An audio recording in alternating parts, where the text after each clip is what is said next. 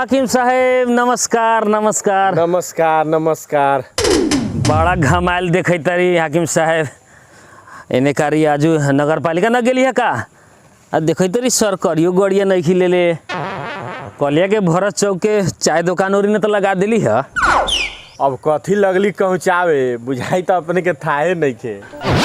अब कहम न तो कैसे हम जानम कहूँ न कथी भेलक है अपने तो अब ऐसे बतवाई तेरे बुझाई था कि हम अंतर्यामी बाड़ी सब बातवा ऐसे ही जान जाए। अपने के मालूम नहीं खे कि अब हम हाकिम नहीं खी अपना ही के अस्पताल में अली है। ए हाकिम से झरुआ हो गेली कैसे कहूँ हम झरुआ हो गए सरकारी गाड़ी ले लख अपने जवन लखन सब छीन लेल बसंती वही पर अब चल तारी सब छिना गेल।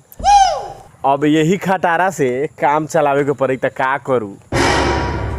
अस्पताल में अली है तो यहाँ तो सुई दवाई चलावे के पड़ी।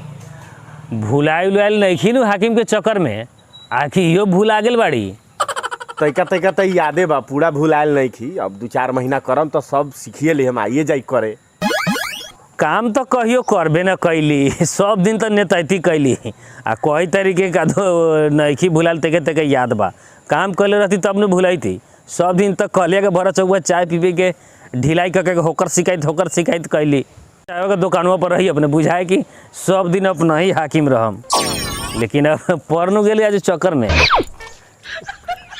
चक्कर के कौन बात बा हम कहिया काम कैले बाड़ी से आजू करम। हाकिम साहेब एगो सलाह दे तारी ई जौन अपने सोच रखले बाड़ी नु उ छोड़ दू न तो जानी तारी नु यहाँ के लोग कैसन बा भूत मिर्गी झाड़ दी। काम निमन से करू न तो हाकिम बस ही अस्पताल में अली है अब एपर से कहीं अपने के पीन में न जाए के पड़े।